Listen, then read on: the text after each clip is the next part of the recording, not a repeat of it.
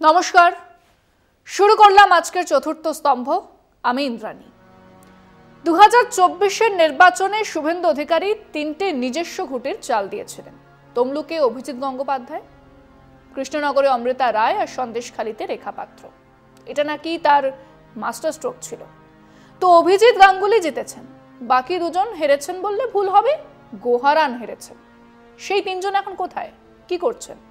হঠাৎ সংবাদ মাধ্যমের আলোর তলায় এসে পড়া এই মানুষগুলোর হাল হকিকত নিয়ে আলোচনা করা যাক।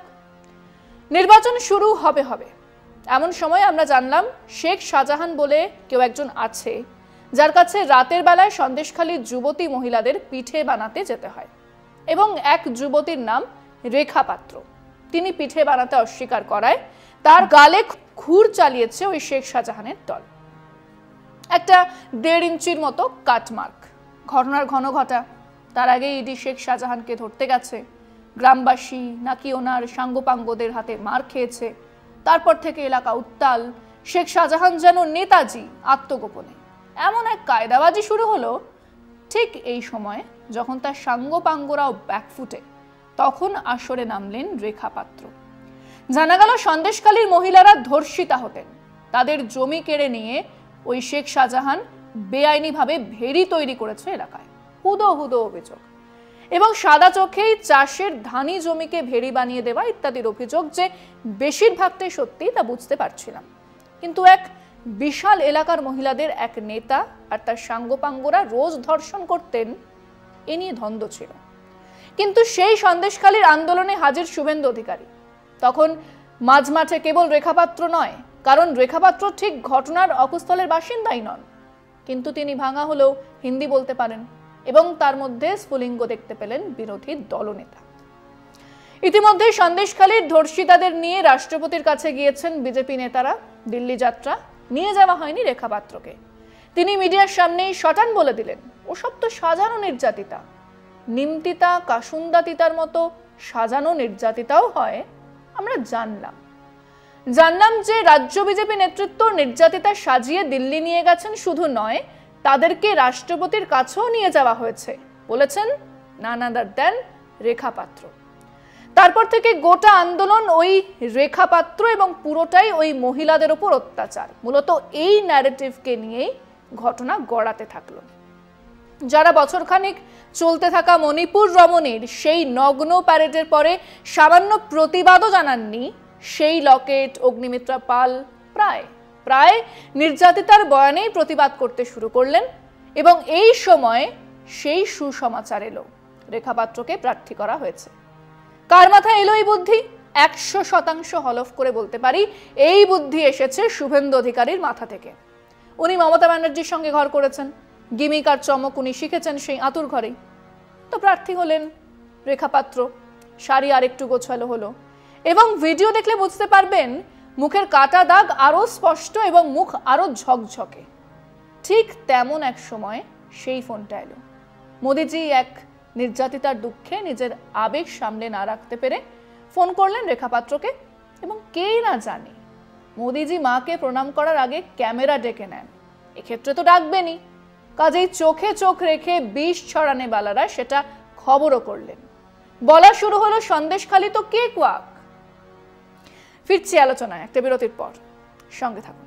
ওদিকে মহুয়া মৈত্রকে সংসদ থেকে বের করা হয়েছিল, বাংলো কেড়ে নেওয়া হয়েছিল, আর তিনি বলেছিলেন আবার আসিব ফিরে, বাংলার তীর থেকে দিল্লির ভিড়ে। তার সঙ্গে আবার সুকান্ত চিতা জ্বালার কথাও বলেছিলেন, তোদের চিতা আমি তুলবই। তাই তাকে আটকাতে কে হবেন প্রার্থী? আবার সেই শুভেন্দু অধিকারী। আগের মতোই যা জানা গেছে, তিনি হদিশ দিলেন এক রাজমাতার। রাজা গজা শুনলেই মোদিজির ভারী আহ্লাদ হয়। তিনি ওনাকেই ফোন করলেন, এবং আবার খবর রাজমাতার প্রচার। মোদিজি নিজে এলেন 2 বার, অমিত শাহ 1 বার, অন্যান্যরা তো 100 বার। কি দাঁড়ালো? দুজনকে ফোন করেছিলেন মোদিজি, দুজনেই হেরেছেন, গোহারান হেরেছেন। শুধু নয়, রাজমাতা অমৃতা রায় তো হেরেই বোমা ফাটাতে শুরু করেছেন।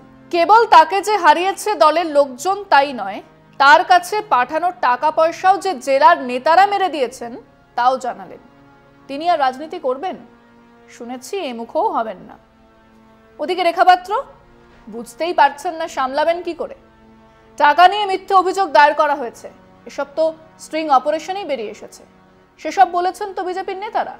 ওদিকে রেখা পাত্র তো এখনো বিজেপিতেই আছেন, কিন্তু রোজ ওনার শিবির থেকে লোকজন দিদিমণির উন্নয়ন যজ্ঞে যোগদান করছেন। কিছুদিন পরে কজন থাকবেন তার জানা নেই, এবং তার সঙ্গে নাকি টাকা পয়সা নিয়ে বিস্তর গোলমাল শুরু হয়েছে। অন্তত 3 জন নাকি ওই টাকা নিয়ে এলাকাতেই আর আসছেন না। সব মিলিয়ে 4 লক্ষের বেশি ভোটে হার শুধু নয়, পাশ থেকে লোকজন সরে গেলে কোথায় যাবেন রেখা পাত্র? দুজনকে ফোন করেছিলেন দেশকা চৌকিদার, দুজনেই হেরেছেন। যেখানে মিটিং করেছেন সেখানেই হেরেছেন বিজেপি প্রার্থী। শুনলাম তৃণমূলের 2-1 জন এখন থেকে কিছু বিজেপির শিওর আসনে মোদিজি এখানে আসুন লিখে পোস্টকার্ড পাঠানোর সিদ্ধান্ত নিয়েছেন। আর বিজেপি শিবিরের খবর, কেউ কেউ বলেছে অপয়ার চোখ পড়লে জেতা খুঁটিও কেঁচে যায়। আমি অবশ্য এসব কুসংস্কারে বিশ্বাস করি না। খোঁড়াকে খোঁড়া বলিও না, কানাকে কানা বলিও না, বাবা শিখিয়েছিলেন। কাজেই কেউ কিছু বললেই দুম করে আমি কিছু বলে বসি না। ফিরছি একটা বিরতির পর, সঙ্গে থাকুন। অভিজিৎ গঙ্গোপাধ্যায় তৃণমূল দলটাকেই জানোয়ারের দল বলেছেন। আমি অভিজিৎ গঙ্গোপাধ্যায়কে জানোয়ার বলছি না, উনি বলেছেন, সেটা নিয়ে আলোচনা করার চেষ্টা করছি। এখন আপনি যদি কাউকে জানোয়ার বলেন বা তার চেয়েও বাজে কিছু, তাহলে সেও পারলে অবরে সবরে সেসব কথা নিশ্চয়ই ফিরিয়ে দেবে। খোঁজ নিয়ে দেখলাম কুণাল ঘোষ এখনো অভিজিৎ গঙ্গোপাধ্যায়কে জানোয়ার বলেননি। বলতেই পারেন, বললে জানাবো।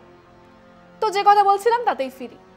আমাদের মাননীয় প্রাক্তন জজ সাহেব বলেছেন তৃণমূল হলো জানোয়ারের দল। কেন এবং পুরোটা ঠিক কি কি বলেছেন? বলেছেন তৃণমূল একটা জানোয়ারের দল, যারা বলে তারা লক্ষ্মীর ভান্ডার দিচ্ছে, এটা ওদের বাবার পয়সা নয়, ওটা কেন্দ্র সরকার থেকে আসে। ওনার দোষ নয়। জজ সাহেব হলেই যে সাধারণ জ্ঞানগম্যী থাকতে হবে এমনটা কোথাও লেখা নেই। বেশিরভাগেরই থাকে, তবে ব্যতিক্রম তো থাকবেই। উনি সেই ব্যতিক্রমের মধ্যেই পড়েন, ধরে নিয়েই আলোচনাটা এগোনো যাক। প্রথম কথা হলো, এই লক্ষ্মীর ভান্ডার যে আসলে ভিক্ষে ইত্যাদি কথা, তা বিজেপির নেতারা নির্বাচনের সময় শুরুর দিকে বলেছিলেন। তারপর 180 ডিগ্রি পাল্টি বলেছিলেন যে ওনারা এলে এই টাকা আরো বাড়িয়ে 2000 টাকা করে দেবেন। তো সেটা কার বাবার টাকায় করবেন সেটা কি জানিয়েছিলেন? তারপরে হলো, টাকাটা কার? যুক্তরাষ্ট্রীয় কাঠামোতে রাজ্যগুলো থেকে যে টাকা যায় সেই টাকাই যুক্তরাষ্ট্রীয় সরকার, যাকে উনি ভুল করে কেন্দ্রীয় সরকার বলছেন, তারা খরচ করে। মানুষের কাছ থেকে আদায় হওয়া বিভিন্ন ট্যাক্স যায় ওই যুক্তরাষ্ট্রীয় সরকারের কাছে।